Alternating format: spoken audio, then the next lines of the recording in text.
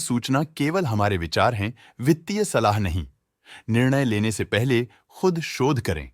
किसी भी लाभ या हानि के लिए हम उत्तरदायी नहीं हैं।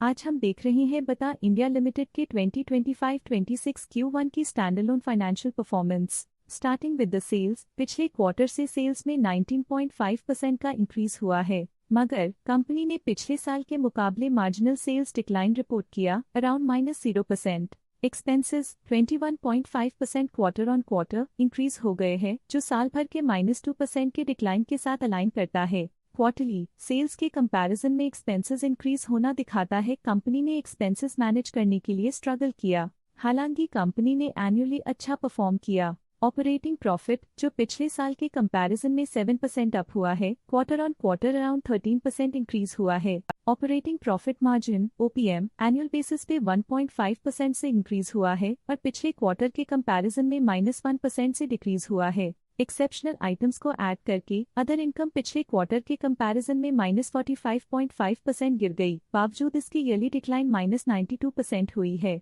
इंटरेस्ट एक्सपेंसेस पिछले क्वार्टर से 0% अप हुआ, लेकिन ईयर ओवर ईयर इंक्रीज 13% हुआ है। डिप्रिशिएशन कॉस्ट में 2% का क्लाइम देखने को मिला और ईयरली बेसिस पे 22% का इंक्रीज देखा गया। Profit before tax annually -68% decrease हुआ, लेकिन प्रीसीडिंग क्वार्टर से 17% बढ़ा है। इस साल कंपनी ने 20% टैक्स पे किया और क्वार्टरली कंपनी ने 26% टैक्स पे किया है। नेट प्रॉफिट ने ईयर ऑन ईयर -70.5% का डिक्लाइन दिखाया, लेकिन लास्ट क्वार्टर से 19% का इंक्रीज हुआ है। इस क्वार्टर में कंपनी का परफॉर्मेंस ठीक रहा, ऑपरेशनल एफिशिएंसी में कुछ सुधार हुआ है। वहीं अगर एनुअल एनालिसिस की बात करें तो साल के दौरान कंपनी का परफॉर्मेंस अच्छा नहीं रहा। नेगेटिव नेट प्रॉफिट का मतलब है कि कंपनी प्रॉफिट के कंपैरिजन में नुकसान उठा रही है। अर्निंग्स पर शेयर EPS में ईयरली -70.5% का डिक्रीज देखा गया, लेकिन क्वार्टरली में 18.5% की बढ़ोतरी भी नजर आई। इस क्वार्टर में कंपनी का EPS ठीक रहा, ऑपरेशनल एफिशिएंसी में कुछ सुधार हुआ। बता इंडिया लिमिटेड के फाइनेंशियल स्नैपशॉट को रिव्यू करते हुए कुछ मुख्य ट्रेंड्स सामने आए हैं जो कंपनी की परफॉर्मेंस पे रोशनी डालते हैं। जून 2022 से जून 2025 तक बता इंडिया लिमिटेड की फाइनेंशियल जर्नी में सबसे पहले बात करते हैं सेल्स की। इस साल सेल्स में 0.5% की वृद्धि हुई है और पिछले 4 सालों में 14% की वृद्धि हुई है, जो एक निरंतर अपवर्ड ट्रेंड को दर्शाता है। पिछले साल की गिरावट के बाद इस साल सेल्स फिर से बढ़ना शुरू हुई है, जो सफल रिकवरी स्ट्रैटेजी को दर्शाता है। अब बात करते हैं एक्सपेंसेस की। इस साल एक्सपेंसेस 2.5% बढ़े हैं और 4 सालों में 18.5% का इजाफा हुआ है। इस साल हालांकि एक्सपेंसेस सेल्स से थोड़ा ज्यादा बढ़े हैं, मगर ग्रोथ रेट्स का करीब होना स्टेडी ऑपरेशनल कॉस्ट को दर्शाता है। चैलेंजेस से गुजरते हुए ऑपरेटिंग प्रॉफिट ने इस साल -7% की डाउनटर्न देखी, जो एक ट्रेंड को कंटिन्यू करता है पिछले 4 सालों में -2% की डिक्लाइन के साथ। एक वृद्धि के बाद पिछले 2 सालों से ऑपरेटिंग प्रॉफिट गिर रहा है, जो कुशलता बनाए रखने में चैलेंजेस को दर्शाता है। कठिन दौर से गुजरते हुए नेट प्रॉफिट में इस साल -37% की गिरावट आई है, जो पिछले 4 सालों में -29.5% की गिरावट के साथ चुनौती पेश करता है। इस साल नेट प्रॉफिट में आई कमी के बावजूद पिछले सालों में हुई पॉजिटिव वृद्धि एक अस्थायी मार्केट एडजस्टमेंट को दर्शाता है। EPS के लिए रास्ता कठिन रहा है। इस साल EPS -50.5% डिक्रीज हुआ और पिछले 4 सालों में कुल मिलाकर -44.5% की गिरावट हुई है। इस साल EPS में कमी आने के बावजूद पिछले सालों की ग्रोथ कंपनी की मजबूत ओवरऑल परफॉर्मेंस को अंडरलाइन करती है। चलिए अब बात करते हैं शेयर होल्डिंग पैटर्न की। बता इंडिया की शेयर होल्डिंग रिपोर्ट्स कुछ इस प्रकार की हैं, जो अननोन 2025 के तक चलता है। ये रिपोर्ट कंपनी के शेयर्स की डिटेल्ड जानकारी देता है, जिसमें promoters, promoter groups, foreign investors, public investors और सरकारी एंटिटीज शामिल हैं।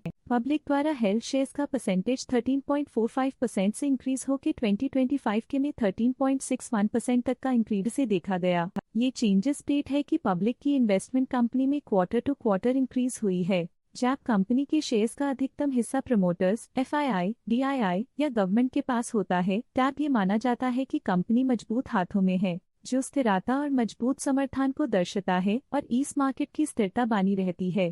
डोमेस्टिक इंस्टीट्यूशनल इन्वेस्टर की शेयर होल्डिंग में थोड़ा डिक्रीज आया 2025 के से 2025 के में, जो दिखाता है कि डोमेस्टिक इंस्टीट्यूशंस ने अपने स्टेक को -0.12 से डिक्रीज किया है। फॉरेन इंस्टीट्यूशनल इन्वेस्टर्स की शेयर होल्डिंग में थोड़ा डिक्रीज आया 2025 के से 2025 के में, जो दिखाता है कि फॉरेन इंस्टीट्यूशंस ने अपने स्टेक को क्वार्टर टू क्वार्टर -0.04 से डिक्रीज किया है, जिसे पता चलता है कि उन्होंने अपनी इन्वेस्टमेंट्स को पुल बैक किया है।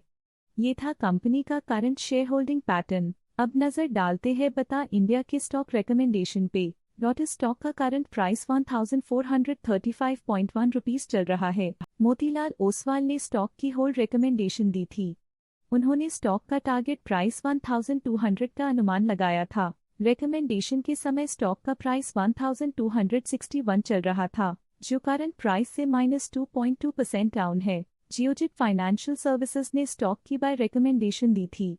उन्होंने स्टॉक का टारगेट प्राइस 1689 का अनुमान लगाया था। रिकमेंडेशन के समय स्टॉक का प्राइस 1420.15 चल रहा था, जो करंट प्राइस से 18.3% अप है। शेर खान ने स्टॉक की होल्ड रिकमेंडेशन दी थी। उन्होंने स्टॉक का टारगेट प्राइस 1560 का अनुमान लगाया था।